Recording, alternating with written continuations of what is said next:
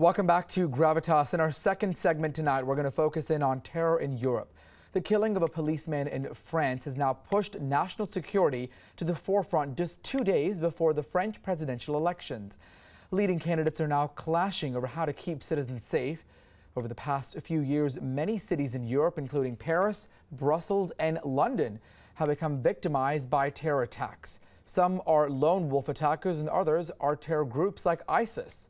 Well, Thursday's terror attack in Paris that left one police officer dead comes 72 hours before the first round of presidential elections in France, as we mentioned, happened Thursday. Well, some of the 11 candidates are now making the number of recent terror attacks in Europe an election issue. It seems like Europe has now become a breeding ground for terror groups. Let's find out more. Mandy reports. Brazen attack on French security forces in the heart of Paris. A terrorist killed a police officer and injured 2 others before he was gunned down. The terror group Islamic State was quick to claim responsibility for the attack. It happened while French television was holding a live primetime debate with the presidential candidates. Far-right leader Marine Le Pen was quick to react to the breaking news, saying, quote, "The fight against terrorism must be the absolute priority of the next French president," end quote, making it perfectly clear where she stands on tackling terrorism. Marine Le Pen is anti-immigration, anti-European Union, and her rhetoric borders on racism. But when it comes to stepping up the fight against terrorism, she has the backing of a lot of French people. She called for the immediate deportation of foreign terror suspects, although the gunman was born in France. The country has been in a state of emergency since 2015, after a complex attack in Paris was executed by Islamic extremists. A spate of terror attacks in the country has killed more than 230 people in the past 2 years.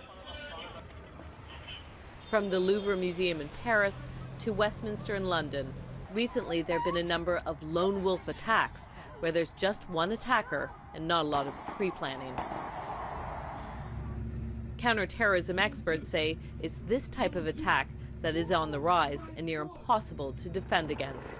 Many say terrorism is surging. Seems to be happening more often than, 10 years back or 20 years back. Maybe it's just getting reported more, but yeah, I think it's on the rise. Well, they're letting so many Muslims into the country. They're the cause. Yes, there are more incidents of terrorism at the moment, but this is something that rises and falls over the years. The late 19th century saw a huge amount of terrorism in Europe, most caused by Italian anarchists. So this is just another phase. Security experts warn that Europe should expect more attacks in the coming years, both small and large scale. The French security forces say they are fully mobilized for Sunday's vote. It's clear the terror threat is not just a key issue for the French elections, but for the continent as a whole. Mandy WION, London. Well, joining us for tonight's second big discussion on European terror, let's introduce our guests. First, we have Dilip Subramanian, an academic from Paris. Later on, we're going to be joined by Bruno Philip, a correspondent from Bangkok, who is well-versed in the French election area, as well as security analyst from London, Joel Whitaker. Thank you all for joining us. My first question is to Dilip, who is in that area. Let's firstly talk about the impact this is going to have on the upcoming elections. They're certainly pressing the issue of national security into the limelight. Absolutely. Thank you for having me. I think that the whole question is who's going to benefit most from this? So what do the polls show? The polls basically have shown till now that Emmanuel Macron, who's the centrist candidate, has a 4-point lead over Marine Le Pen, the right-wing candidate, and a 5-point lead over François Fillon, the centrist candidate. So Macron, like most of the French left, have always been viewed as being soft on security. So obviously, what the experts are saying is that this is obviously going to benefit both the far-right candidate and the conservative candidate, François Fillon.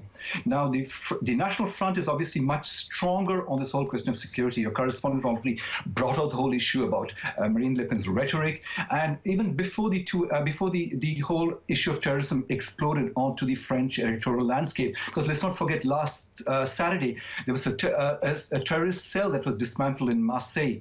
2 people were arrested. They were on the verge of planning an attack, and I believe the target was supposed to have been François Fillon, the Conservative candidate. Now, Marine Le Pen has been basically saying from the beginning that if she had been in power and if her party had been in power, none of this would have happened. Obviously, this is a lot of this is rhetoric, it's pure demagogy, and the government has been quick to point out that her measures that she wants to take, basically shut down borders, deport a large number of suspected terrorists, put people in jail, is just not going to work. It hasn't worked in America, and it's not going to work here in France. So that's the experts are saying that these terrorist attacks are likely to perhaps push voters, uncommitted voters, to basically vote in favor of Marine Le Pen. But the other thing is that François Fillon is supposed to be a much more experienced candidate. He was a prime minister for 5 years, so he has basically a stature of a statesman. What surprised me today was François Fillon has been basically accused of making fake news, basically saying that there were more terrorist attacks in Paris since last night, which were unreported. And both the police and the French Interior Ministry have staunchly denied the claims by François Fillon. So both are obviously playing the entire terrorist card, to the hilt. François Fillon has been saying that the fight should be against Islamic fundamentalism, and it's been interesting to see what Emmanuel Macron's reaction has been. He's been basically saying that there have been, they're basically trying to make hay from the whole thing, and there's overkill on their part, and which is also what the government has been saying, that they're trying to basically instrumentalize both Marine Le Pen and François Fillon have been trying to instrumentalize the whole thing. So obviously this is the million-dollar question. Now, how is this going to influence the Sunday's elections? Nobody knows. The poll figures are fairly uncertain. There are lots of voters, especially who have traditionally voted for the left, who are uncertain about whom they're going to vote for. So there's a lot of uncertainty. There's a lot of uncertainty about what's going to actually happen, how things are going to pan out on Sunday. There was already uncertainty before, and Thursday's attacks are going to just add to this. I'd just like to add one point to what your correspondent mentioned. Human casualties were limited in last night's attack. There was only 1 policeman dead. Right. I think there was the symbolic impact of this. It took place on the Champs-Élysées, the most beautiful avenue of the world. It was visited by tourism. So there's a whole symbolic aspect to it also, and that could have an impact. So nobody knows, actually. I think everybody is basically pulling at straws. All right, let me go to Joel right now with regards to the same thing. Joel, certainly an iconic attack, as we just talked about, one of the most symbolic boulevards in Paris, happening just days before voters are headed to the polls. Could this have a significant impact when it comes to people deciding which candidate they may pick or vote for? Or is this just sort of an opportunity that candidates are now using and sort of jumping to say, hey, this is an important issue, and how they will push their platform by using it sort of as their own scapegoat? Joel, what do you think about the timing of this? Of course, designed for a huge impact. If you look at the actual guy who carried out the killing, he had a history of violence. In fact, spent time in jail for violence against French police in the past. And so it wasn't a huge surprise that he would target police rather than just civilians. But of course, the reaction of the French public will be one of horror. And one would hope that it's not just a knee-jerk reaction now and more of a lurch to the right. Le Pen was obviously quick to say, well, we won't let anybody else into France.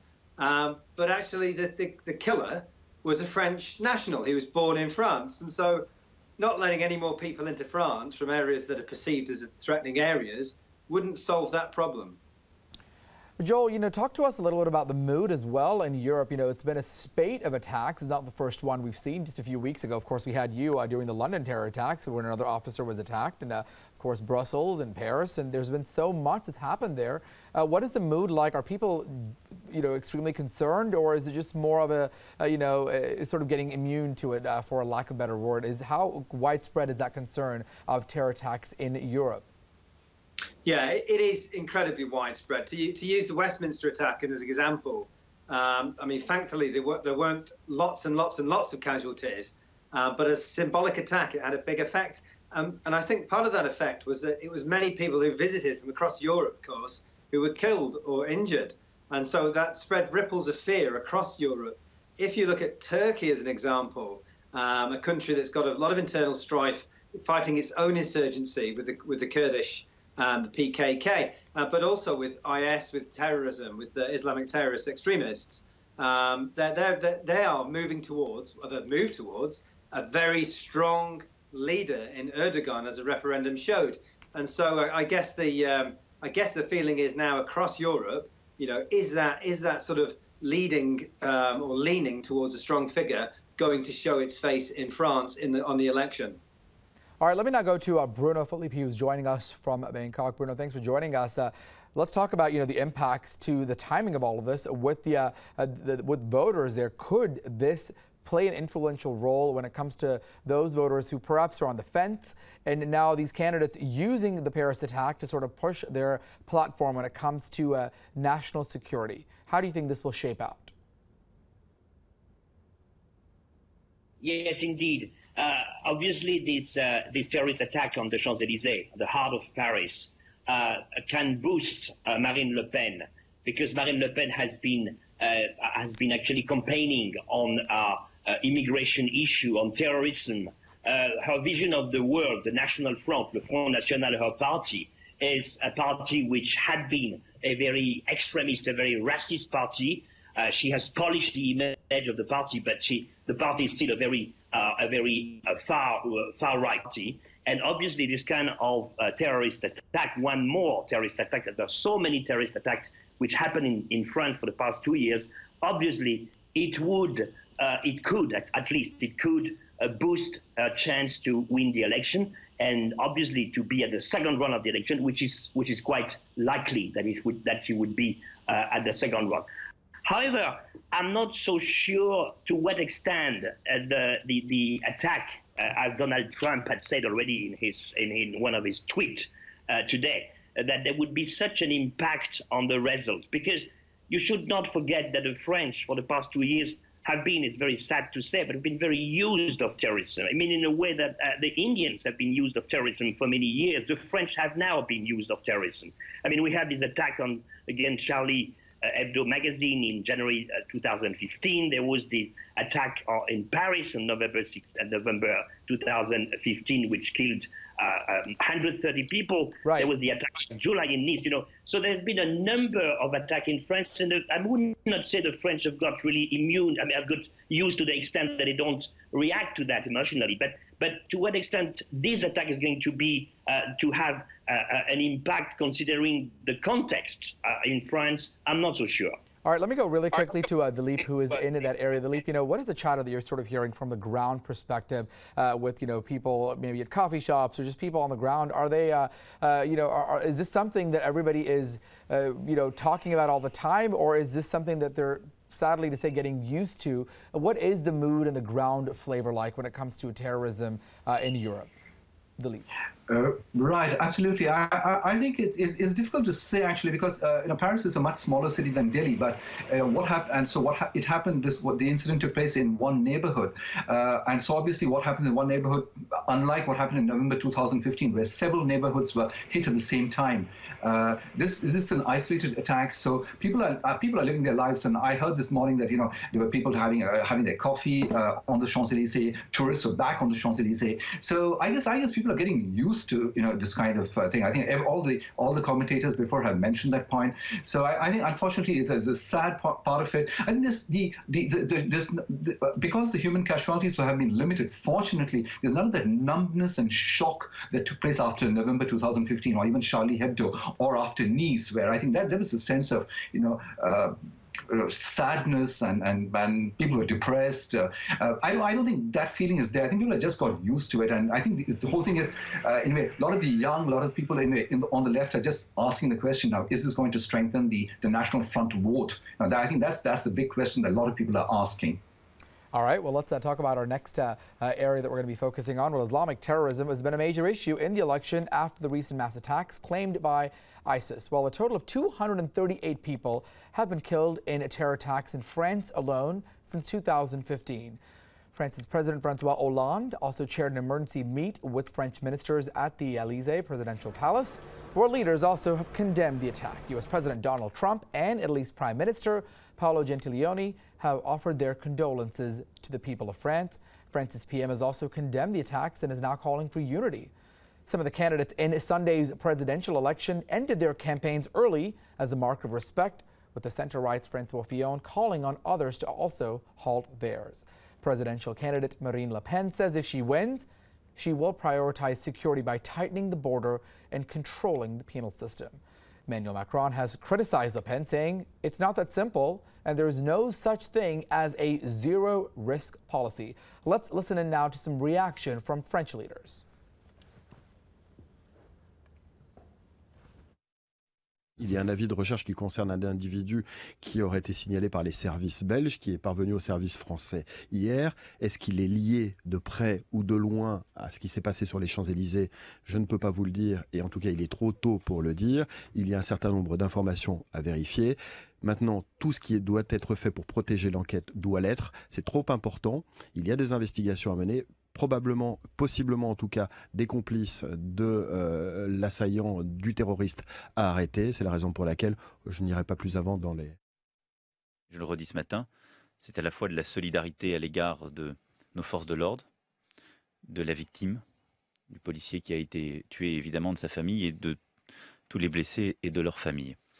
Mais au-delà de cela, on le voit bien, le défi qui sera le nôtre dans les prochaines années continuera à être celui de la lutte contre le terrorisme. Parce que nous ne le supprimerons pas du jour au lendemain. Et pour cette fin de campagne, le défi qui est le nôtre est d'une part, évidemment, d'apporter les réponses, d'éclairer le choix démocratique dans ce contexte, mais de ne céder en rien à la peur. Or, depuis 10 ans, sous les gouvernements de droite et de gauche, tout a été fait pour que nous la perdions. Il faut une présidence qui agisse et protège. Puisque le pays est en état de guerre, la réponse doit être globale, totale, c'est-à-dire celle du pays tout entier. En ces circonstances, j'appelle tous les Français, quelles que soient leurs opinions, leurs convictions ou leur origine, à l'unité. Une unité sans faille, une unité profonde, comme celle qui unit les membres d'une même famille dans l'épreuve. All right, now let's go back to Joel Whitaker with regards to this. Joel, I know there's been a lot of back and forth, sometimes praise, sometimes criticism. Angela Merkel was criticized when she allowed a lot of refugees and migrants to sort of enter Germany, and then she sort of took the blame and the heat. Let's talk about that element of this. To what extent is the migrant movement, the refugees moving into Europe, how has that played a role, if any, when it comes to the spate of terror attacks on European soil? Yeah, I mean, you could argue that it's given a foothold in that you've got mass migration of people, displaced people who have been through horrific circumstances, no food, no water, war, and now they're moving into Europe, and then they themselves are not terrorists. They're not, necessarily causing any terrorist actions, but what they are doing is putting a lot of pressure on an already strained infrastructure, which many countries in Europe, including France, are suffering from. And so then what you get, of course, is lack of work, lack of education, lack of decent living. And it's those sort of environments that do breed dissent and ultimately could lead to a platform for terrorists. Now, you've got to bear in mind that it'd be very, very small percentage of terrorists that come in from abroad. The fact of it is, and it showed yesterday, the killer was born in France. And so there's little point in what Le Pen says of putting up the barricades because you're not going to achieve anything. That's called situational security. What you actually need to do is social security. You need to look at the problems within the country and deal with those issues rather than just putting up a wall. It won't work. All right, let me now go to Bruno Phillips standing by in Bangkok. Bruno, let's talk about that element of this whole situation. We talked about the refugee element. We talked about the elections coming up. But is it just the big cities that are really being targeted in Europe, or is really any part of the continent really, easily, readily going to be a victim? It's most of the ones. It's Paris, it's London, it's Brussels. But we've also seen Nice not too long ago, where people have been using vehicles to sort of cause panic among people there. Is everybody in Europe have a cause to concern, or are they just selected metropolitans where the impact perhaps could be bigger? Bruno. Well, obviously, I mean, the big metropolitan areas have been selected by the terrorists. I mean, when you're talking about Paris, you're talking about Berlin, you're talking about London, you're talking about Nice, which is a very big provincial city in France.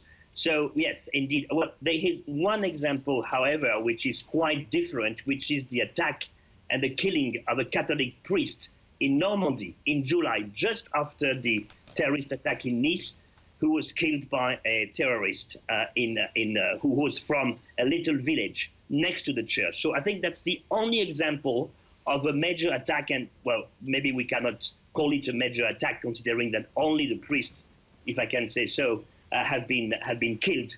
But yes, indeed, the terrorists have been focusing mainly on the big cities. And I think the Champs-Élysées, which is, as you know, the heart of Paris, the most famous avenue. The iconic symbol, the symbol that everybody sort of, associate, the big boulevard, and people automatically know that's France.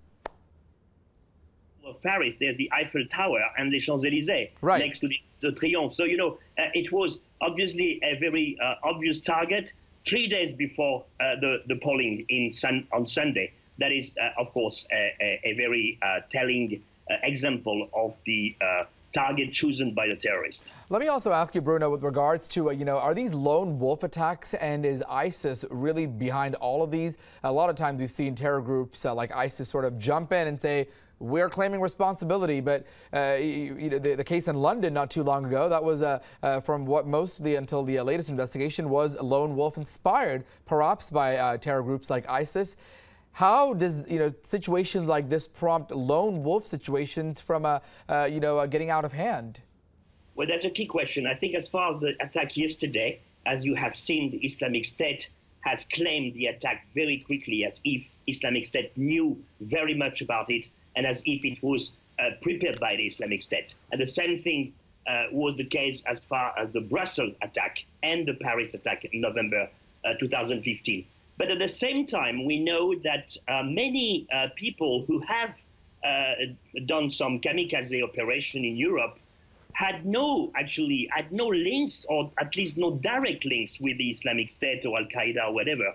They were, as we call, I would call it in France, a franchise. You're like a supermarket and you have different branches everywhere. So these guys, they don't have, they are not actually financed, or they are not directed from Raqqa or from Mosul, but they have become self-radicalized, either in jail or by themselves looking at on internet, and then they are conducting some terrorist attacks on behalf of the Islamic State. So they are not necessarily warriors, jihadists, directly coming from Syria or Iraq.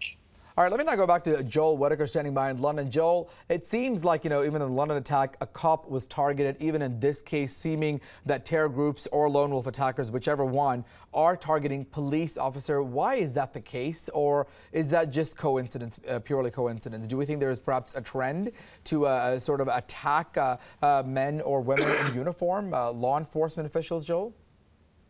Yeah, I mean, it could be. And certainly over the years, if you go back to the Northern Ireland issues in the UK, police and army were prime targets. The IRA, the Irish dissidents also used to target civilians, but they certainly would target anything to do with the establishment, and that would be the police or the military. And often they were paid a lot of money to do that. You may find that is the case with terrorists in Europe. There is a bounty on the head if you can take out, if you can kill security services. So I'm not surprised at all. And it sends a message to the establishment that your troops are not safe. And of course, it affects the morale of the police. Now, the police will be, whether they're armed or not, if they're sat in the car tonight in the dark in Paris, they could well be nervous. They're human beings after all. They're worried that they're the next victim. And so it sends a clear message of fear, really, into the security services. All right, well, we are almost at the end of our discussion, but before we wrap this up, as we like to always do, 3 final words from all of our guests to sort of summarize this and put things into perspective. Let me first start with Dilip, who is in Paris. 3 words with regards to the story. Wait and see. All right, fair enough. Let's go to Bruno. 3 words to sum this all up. Bruno, Philip. for the first time since the Second World War, a far-right party, right-wing party, has never been as close to power as it is the case now with the National Front. All right, and last but not least, Joel Whitaker, 3 final words to sort of wrap this all up. Joel. Yeah, barriers, walls don't work. All right, thank you so much to all of our panelists and our guests for the input on European terror. We'll have to wait and watch to see how all of this unfolds. And that does it for this edition of Gravitas. I'm Archit Seshadri. Thanks so much for watching. More news and updates continue on the other side. Have a good night.